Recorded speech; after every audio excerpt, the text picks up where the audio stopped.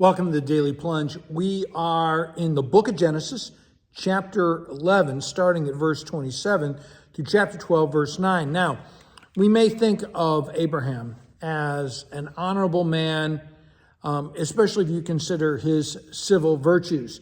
But the book of Joshua tells us that when Abram, his father, his brother, lived on the other side of the river, of the other side in Mesopotamia, they served other gods, which means that Abram was an ungodly idolater, that ungodliness had increased so much through the generations after Noah that even the descendants were carried away into error. And one of the ways you see this in chapter 10 is their lifespans are getting shorter and shorter, right? And whereas they had looked like the people of the promise after Noah, they're about to throw it all away, and God brings about a new beginning.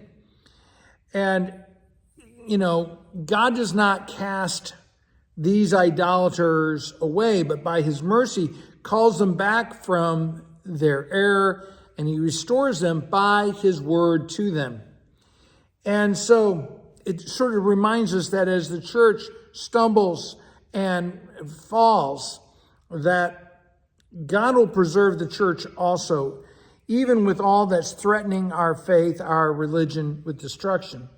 Now, Abram is married to Sarai, and we are told that she is barren, that she has this great misfortune, especially considering that God is constantly calling upon the people to be fruitful and multiply.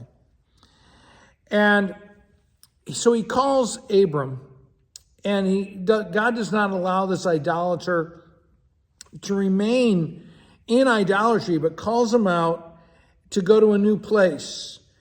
And the blessing of this doesn't come from Abram, right? It's not based on his own merits. It's not something, outside of himself around his neighborhood that got him going. It was the word of God. It's solely the God who pities and calls him. And this is the beginning of the Abrahamic covenant. And that, the people of Israel say they are the sons of Abraham. And they are descendants of this promise that God gives to Abraham. So he says, leave your country, leave your people, get out of your comfort zone. He's 75 years old. You got to imagine he's a little bit settled down.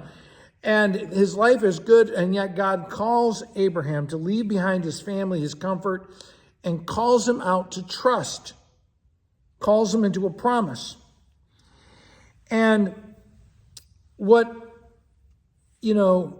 Abraham is merely a passive person upon whom God is acting, right? He's merely the material on which God, divine mercy, is working. And he is seized by the word, and he is formed by God into a new person to become the patriarch. And he elects him, even though he's an idolater, estranged from God, a prisoner of Satan, deserving death. He calls him to leave behind what he's accustomed to in order to live into this promise. He says, I will make you a great nation. I will bless you. And what the Lord promises Abram is altogether impossible, unbelievable, and untrue if you follow reason, if you look at the flesh. But he lives not by sight or works, but by faith, by the Spirit. And God is asking Abraham to trust him. And what God is giving him isn't just a covenant, he's giving himself. And so as you see this, he follows God. And as Luther says, outward obedience follows upon inward obedience, otherwise known as faith. Well, that's all the time I have, friends. Thanks. Have a blessed day.